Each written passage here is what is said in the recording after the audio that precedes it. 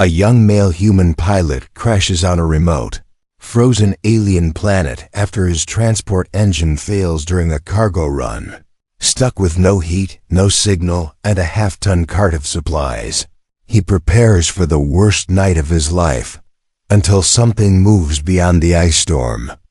Out of the white fog comes a strange figure on all fours, panting softly. She's not fully human nor fully beast.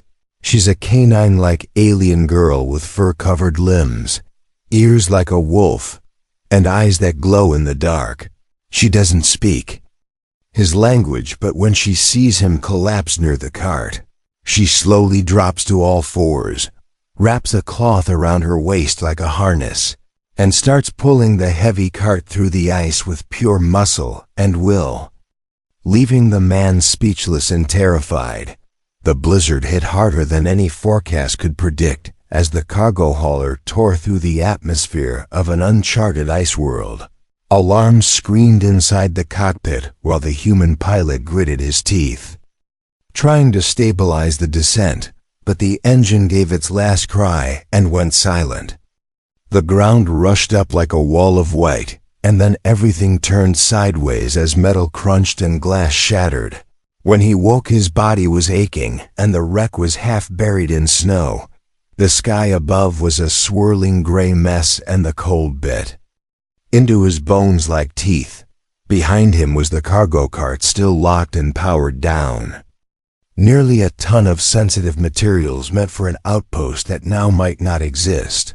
He tried to activate the emergency beacon, but the console blinked red and died. His suit's battery showed half charge and dropping. Every breath came out like smoke as he yanked open the side hatch and stepped into knee-deep snow. The wind howled like it was alive, and he could barely see 5 meters ahead. His priority was clear: get the cart moving, find shelter, signal for help. But when he grabbed the handles and pushed, it didn't budge. The wheels were jammed by frozen terrain, and the repulsor coils were offline. He was stuck with a cart he couldn't carry, and a storm that wanted to bury him alive. He cursed, under his breath, and kept trying, muscles burning, lungs screaming, until his legs gave out and he fell face first into the snow. His hands trembled as he reached for the ration bar in his pack, but it was frozen solid. His eyes blurred as cold crept into his veins. Then something moved, a flicker in the white, low and fast. He blinked hard and saw it again, a figure moving through the storm like it belonged there. Not walking but crawling on all fours. He fumbled for his sidearm, but it slipped from his frozen fingers. Heart pounding, he tried to back away, but there was nowhere to go. The figure came closer, a mix of fur and skin, ears like a wolf, limbs long and powerful, eyes glowing soft amber as it sniffed the air around him. It wasn't a beast, but it wasn't human either. He froze in place as it slowly circled him, then turned to the cart. She inspected it like she had seen one before, then without looking at him, crouched low and wrapped a piece of worn cloth around her waist. He watched in stunned silence as she attached the other end to the front axle of the cart, her arms tense, claws digging into the ground. Then she began to pull, snow flying behind her, muscles rippling under her fur. And the cart moved, not fast but steady. He couldn't believe it. This strange alien girl was doing what the engine couldn't, hauling the load with her bare strength across a frozen wasteland. He scrambled to his feet and followed, too cold to think, too stunned to ask questions. The wind still screamed and the storm thickened, but the only thing he could see clearly was her back, as she crawled ahead like a beast with purpose. And in that moment he realized he was no longer in control. He was being led by something primal, something forgotten, something terrifyingly kind. The storm didn't let up for hours as she dragged the cart over frozen hills and cracked plains. Her breath came in sharp bursts, steam rising from her back with every step.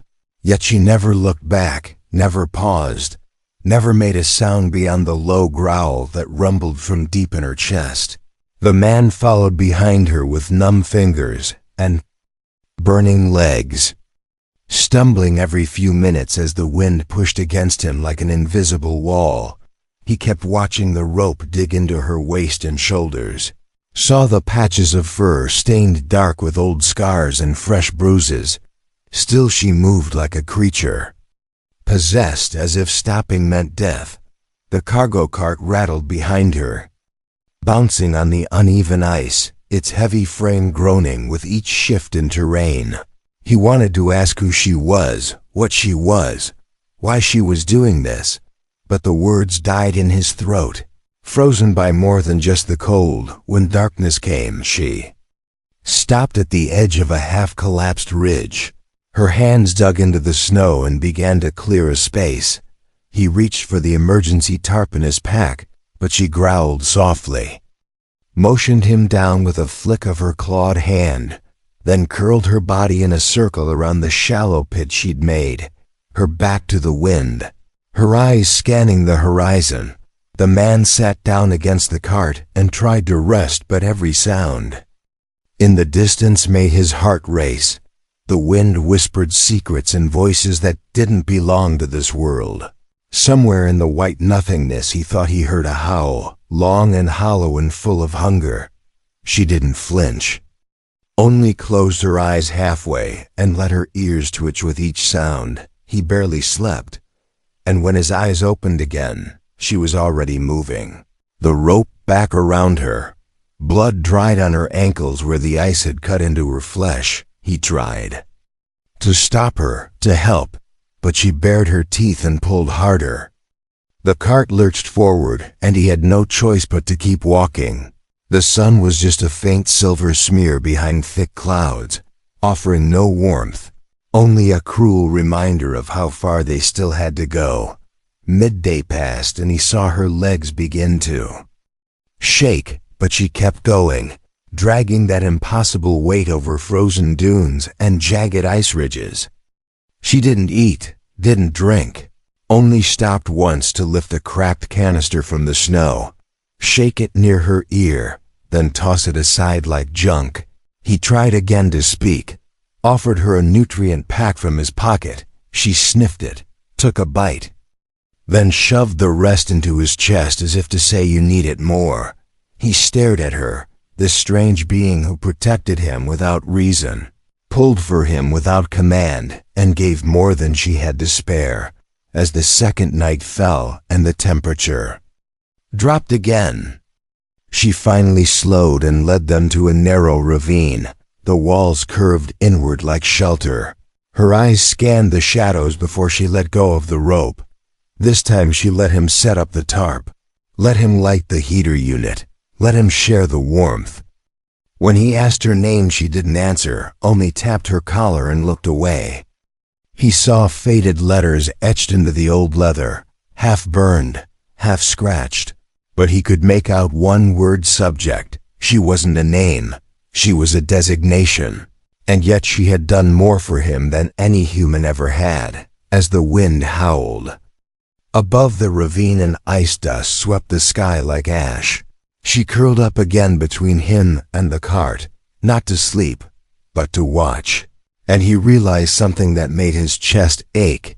She wasn't just pulling cargo, she was guarding it, and that meant guarding him too, no matter what waited in the dark ahead. The third day began with silence so heavy it felt like a warning. The snow had settled, the wind had died down, and even the creaks of the cart were muffled by the thick ice beneath their feet.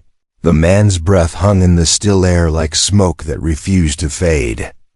And the alien girl moved slower now, her limbs stiff, her back hunched, but she still pulled without asking for help. The sky above was a sheet of cold gray metal, and all around them, the world looked empty. But it wasn't. He could feel it in his bones. Something was watching them, not just from the storm, but from within the planet itself. Every crack in the ice, every sudden gust of wind felt like a breath from something buried, something ancient, They reached the edge of a jagged slope where the ground opened into a frozen valley filled with twisted metal and shattered panels. The wreckage of an old supply craft half buried in the snow, its hull marked with the same emblem that was on her collar. She stopped there, sniffed the air, then led the cart down carefully, her claws digging into the slope to keep from sliding. He followed close behind, gun drawn now, even though he knew it was nearly useless in the cold. They reached the base of the wreck and she paused at the open side door. The inside was dark and hollow, a cave of metal and memory. She didn't speak but nodded once before crawling inside. Dragging the cart behind her like she'd done this before, he helped push it through the gap and then blocked the entrance with a twisted steel plate. Inside it was warmer, the walls still faintly humming with residual power, broken screens flickering weak signals, dust floating like frozen ash in the air. She moved quickly, checking corners, sniffing wires, tapping consoles like she remembered their layout. He found a half-broken console still functioning and tried to access comms, but the signal was jammed. Not by distance or weather, but by interference. Someone or something didn't want anyone calling out from this place. She returned with a small metal canister and handed it to him. Inside was a backup power core, barely stable but enough to restart his beacon for a few minutes. Before he could thank her, they both heard it. A long howl that echoed through the metal walls like a scream dragging across glass. It didn't come from outside, but from deeper within the wreck. Her body went rigid, ears perked, hands clenched. She motioned for him to stay silent, then moved toward the shadows with her back low and teeth bared. He followed her down a corridor lined with broken lights and hanging wires. Every step they took the howl grew softer but closer, like something breathing in reverse. They reached the cargo hold where the walls had been ripped open from the inside. Claw marks etched into the steel, blood long dried staining the floor. She froze, then stepped forward and sniffed the air. Her eyes glowed faintly as she tapped the floor twice with her claw. A signal, a warning. Suddenly metal scraped behind them, and a shape darted past the doorway. Too fast to see clearly, but the sound it made was not human. Not animal, something in between. The girl growled and shoved him behind a crate as the door blew open with a gust of wind and a figure stepped in. Tall and twisted, covered in ice and bone armor, its eyes black as void and mouth filled with rows of mismatched teeth. It sniffed once, then let out a scream that shattered the quiet. She lunged without hesitation, tackling the thing into the darkness as he scrambled to his feet. The crates shook as they fought, her snarls and its screeches blending into a nightmare chorus. Then silence. He waited, hand on his useless weapon, heart racing, until her shadow appeared again at the doorway, limping, bleeding but alive. And behind her, the creature's body lay broken, unmoving. She dropped beside the cart, panting hard, and whispered the first word he'd heard her speak since they met. Safe. And though he wanted to believe it, the cold inside him told a different story. Something else was coming, and she knew it too. The silence after the creature's death didn't last long as the wind outside shifted again, carrying with it a new scent, one that made the alien girl's nose twitch and her body tense like a drawn wire. She looked toward the torn wall of the cargo bay where fresh snow was blowing in, and without a word, she grabbed a piece of rebar and jammed it through the door frame, locking it in place. The man tried to help, but she pushed him back toward the cart, pointing to it, then to the far corner. As if to say, protect this, and stay quiet, he crouched behind the metal crate, heart hammering in his chest, gripping a wrench with shaking hands, while she stood tall, ears twitching as the temperature in the room dropped even further. Then came the sound again, not a howl, but a low rhythmic thump like footsteps in snow. but too heavy too. Calculated and far too calm to be natural. Something was coming, and it wasn't in a hurry. It knew where they were, and it wasn't afraid. She paced near the entrance like a guard dog, guarding the only door between life and death. Her breath came out in clouds. Her claws tapped lightly on the floor.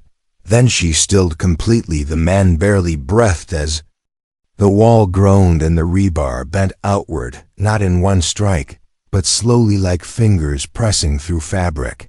A claw appeared, first long and black as obsidian, then another, then the metal peeled like paper, and a beast stepped through, larger than the last, its skin layered in thick gray hide, its shoulders armored with bones. It sniffed the air and fixed its dead white eyes on the girl. She didn't wait this time. She launched forward low and fast, slamming into its knees and knocking it off balance, but it didn't fall. Instead, it grabbed her mid-air and slammed her into the wall with a sound that made the man flinch. She dropped but rolled back up, spitting blood, and lunged again, this time aiming for the throat, but the creature swung wide, catching her side with a jagged elbow. She crashed into a console. Sparks flew, but she didn't stay down. The man was frozen, watching her get torn apart and still stand back up again, still bare her fangs, and attack with everything she had.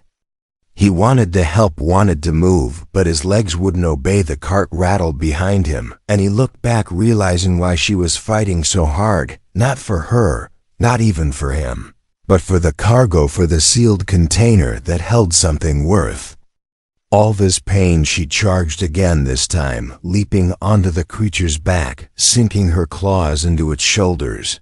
It roared and spun, slamming against walls, trying to throw her off, but she held on, biting into its neck, tearing at its spine. It crashed into the ground finally, but rolled and crushed her beneath it. The man yelled and ran forward, wrench in hand, swinging blindly, striking the beast's skull once, twice, 3 times. It grabbed him by the throat, but before it could squeeze her hand, burst through its chest from below, ripping free a chunk of bone and muscle. The beast screamed once more, then collapsed, its weight pinning her completely. He shoved and dragged and screamed until the body rolled just enough for him to pull her out. She was bleeding badly, one eye swollen shut, ribs cracked, but still breathing. He lifted her onto his shoulder, staggered back to the cart, and lay her down beside it. She reached out weakly and touched the container, whispering again that same word, safe. He realized then that she had been trained or programmed, or maybe just taught by pain, to protect that cargo above all else, even her own life. But now she was broken, maybe beyond healing, and there was no one coming to help, no one except him. He wrapped her wounds with trembling hands, powered up the emergency heat unit, and held her close as snow blew in through the broken wall, knowing that whatever came next, he would not let her fight alone again. The wind howled louder now, tearing through the broken metal walls like claws scraping bone, but inside the wreckage, the heat unit hummed faintly, and the girl lay unconscious, her body trembling under the thermal blanket, her face pale, her breathing shallow. The man sat beside her, eyes locked on the collar on her neck. The leather was cracked, stained with old blood and frost, and fastened with a metal tag. Barely hanging on, curiosity burned through him as he gently unclipped it, holding it up to the dim light of a flickering console. The words engraved into the tag were almost unreadable, but as he rubbed away the grime, he saw what was underneath. Not a name, not a designation, but a line of code. Project Canid 47 Combat Hauler Class Alpha. Then underneath in smaller letters, property of Orion Command. He stared at the tag as if it might rewrite itself, as if it might erase the fact that this girl, this creature, this protector was not just a survivor. She was built or grown, or bred to be exactly what she was, a tool, not a person, not a being, not a soul. Someone had made her to carry cargo across deathscapes and war zones, and left her behind like spare parts, His hands trembled as he clipped the tag back into the collar. And looked at her again, really looked at her, the muscle lines, the scars, the unnatural shape of her joints. The way she always pulled without complaint, the way she fought. Without hesitation, it was all part of the code hardwired into her bones, into her instincts, into her very breath. She groaned softly, and her eyes fluttered open, one glowing slightly, the other swollen shut. She saw him holding the collar, and her lips curled slightly, not in anger, not in fear, but in shame, like she knew what he had found and was waiting to be thrown away again. He shook his head and put the collar aside, then placed her hand on his chest, where his suit's power core pulsed gently. She blinked, confused, but he whispered something soft, barely audible. Mine now. Her fingers twitched, but she didn't pull away. He helped her drink water from a canister, her claws shaking against the metal, then leaned her against the cart and wrapped her in another layer of fabric as she drifted back into sleep. He stood and moved toward the rear of the wreck, exploring deeper tunnels and rusted corridors, looking for anything that could help. Maybe food. Maybe a signal, maybe a clue why someone would make a being like her. He found a sealed terminal behind a collapsed wall, and after prying it open with his wrench, the screen blinked to life, playing old logs. Grainy footage showed scientists in white suits standing beside tall, reinforced tanks. Inside each was a creature like her, some smaller, some larger, all with the same eyes, the same crouched posture, the same silent obedience. The voice in the log spoke clearly, reading off design specs. Combat Load Support Unit, DNA engineered to endure extreme terrain, enhanced musculoskeletal system, cognitive. Loyalty chip, nonverbal response conditioning manual, override via collar tag. The feed cut out, and he stood frozen, bile rising in his throat. She had been made, not born, designed. Not raised, but something had gone wrong, because despite all that programming, she had chosen him, not because of orders, not because of code, but because something inside her still remembered. Kindness, still remembered choice. He returned to her side and watched her sleep, and for the first time he realized the cargo wasn't just in the cart. It was in her every scar, every breath, every time she rose. When she should have fallen was proof that she was more than what they made her. The girl stirred slightly and whispered his name, not perfectly, not clearly, but enough to make his chest tighten and his eyes burn, because now he knew she was not just fighting to keep him alive, she was fighting to become more than what they allowed her to be. And he would not let her fight that battle alone, not ever again. The snow outside had turned into shards of ice, riding wind like knives slicing through the wrecked ship's skeleton as the man sealed what gaps he could with scraps of metal and cloth, while the girl rested beside the cart, breathing slow but steady, her wounds bound tight and her eyes finally at peace for the first time in days. But that peace shattered when the console near the engine room lit up without warning, glowing red with a proximity alert. The man rushed over, heart pounding. The signal was unmistakable. Another ship was entering the atmosphere, fast and heavy. He stared at the display, a flicker of hope rising in his chest. But the girl was already standing, her body tense, her ears drawn back, her claws digging into the floor. She looked at the screen once, and her expression turned from fear to rage. She growled low and grabbed a jagged piece of metal from the floor, her body shaking not from pain but memory. The man asked what's wrong, but she only pointed to the sky, then to her collar, then made a slicing motion across her neck. He didn't understand until the ship landed with a heavy thud not far from their wreck. The engine screamed into silence, and the loading ramps slammed down, revealing 3 men in combat suits with the Orion Command logo on their shoulders, the same logo as her tag. They stepped forward, scanning the wreck with lazy confidence. One of them laughed saying, "Easy pickup boys, probably nothing left but snow and bones." The girl growled louder. This time, and the man finally understood these weren't rescuers, they were retrieval. They had come not to save her, but to collect what they believed still belonged to them. He grabbed his sidearm and backed toward her, whispering, "We fight if we have to." She nodded once, her eyes blazing now with something beyond survival. It was fury and freedom bound together. The mercs approached, calling out, "If anyone's alive, come forward with your hands up, and any cargo intact, or we torch the site." The girl stepped into view, and the lead soldier froze, recognition flashing across his face. He sneered, saying, well, Subject 47. Still dragging junk across frozen hellscapes. You always were loyal to the wrong people." The other two raised their rifles, but the man stepped forward, standing between them and the cart. His voice steady. "You're not taking her or the cargo." One of the mercs scoffed, saying, "You got no authority out here. Civilian and no backup either. Move before we drop you." But the girl moved first. In one breath, she lunged low, sweeping the legs of the nearest merc and slamming him to the ground. Before rolling into cover, the man opened fire, his aim shaky but enough to distract them as she tore into the second soldier, her claws slicing through his armor like paper.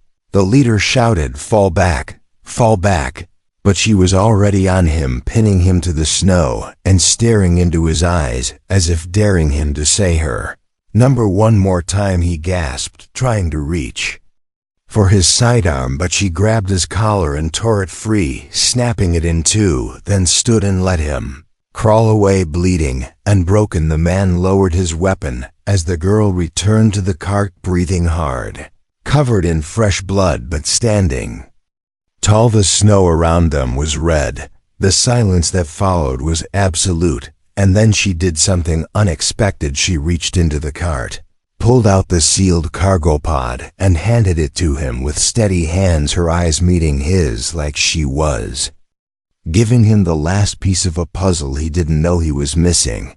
He opened the pod slowly, and inside found not weapons, not gold, not secrets, but a single cryo chamber holding a small child curled up in deep sleep, breathing safely under layers of glass. He looked at the girl, who now knelt beside the pod, and whispered one word softly, "Home." And in that moment he realized everything: the cart, the fight, the wounds. It had all been to protect this child, not because of code, not because of programming, but because she chose to, and now he would too.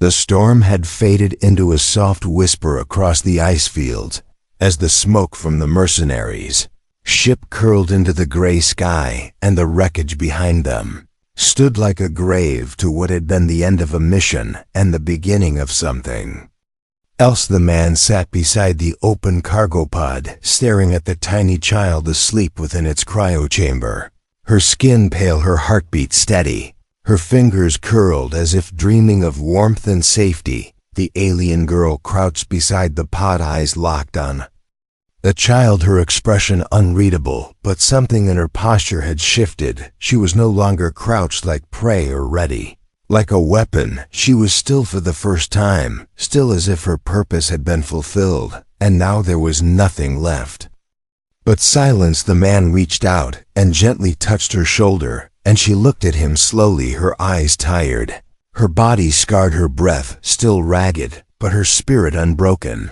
He whispered a quiet thank you, and she blinked once before reaching up and unclipping the broken collar from her neck. She handed it to him with both hands, palms open, as if offering her past and everything it meant. And when he didn't take it, she dropped it in the snow and stepped back. He picked it up, feeling the weight of it heavier than steel, and turned to her, saying softly, "No one owns you, not anymore." She tilted her head, like she half understood, then looked toward the horizon where the wind was clearing and the clouds were breaking to reveal distant blue sky. He knew then that they couldn't stay, not here, not with the child, not with what remained of the girl's former captors, possibly still hunting. Then he checked the cryopod's core. It had just enough power for 2 more jumps if they reached the ridge on the map. They could send a signal to any nearby trade routes, and maybe, just maybe, find a ship willing to take them somewhere safe. Somewhere real. He turned to her, asking, "Will you come with us?" But she didn't answer right away. Instead, she stepped forward and placed her hand over the cryo unit, her claws tapping gently on the glass.